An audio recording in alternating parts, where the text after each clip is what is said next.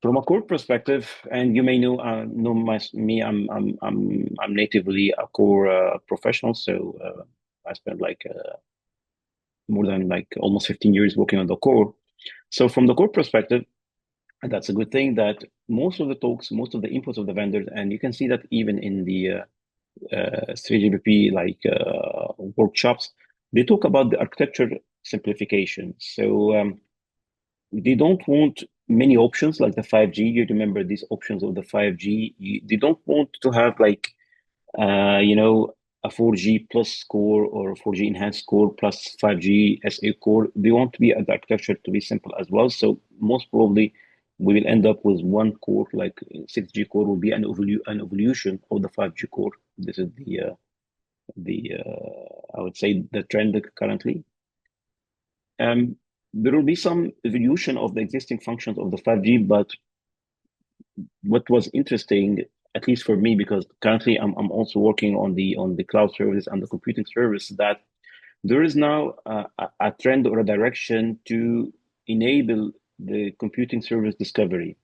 So that, for example, a specific function or a UE or a user or whatever can discover a certain computing capability somewhere and then start to expand or onboard or deploy or do a specific procedure on that computing environment.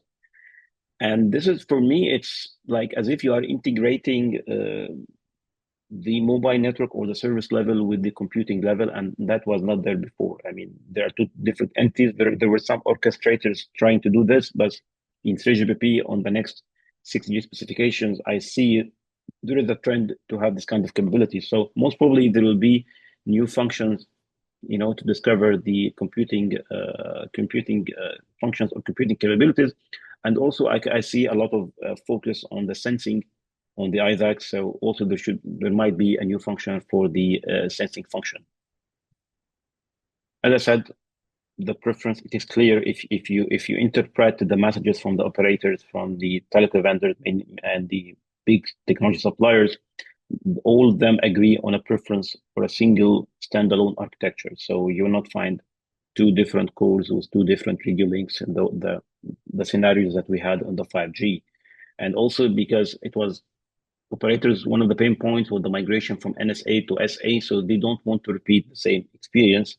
And then the exposure function, there is a 3GPP framework for exposure. There are some contributions from different other parties. You might have heard about Camara, GAP-IF.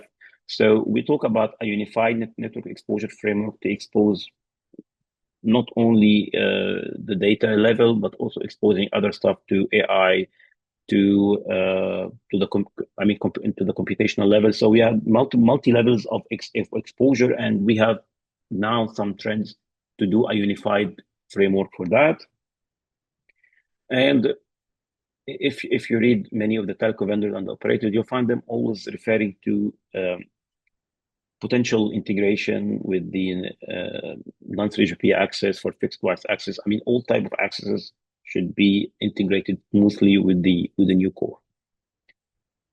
Generally, for the two domains, I mean, on the mobile level or in the mobile network, they talk about two concepts: the AI native design, and I'll talk about that. I've always talked about the thing. I mean, but it's coming. So it's AI for network versus network for AI. And all that will be based on a cloud native architecture.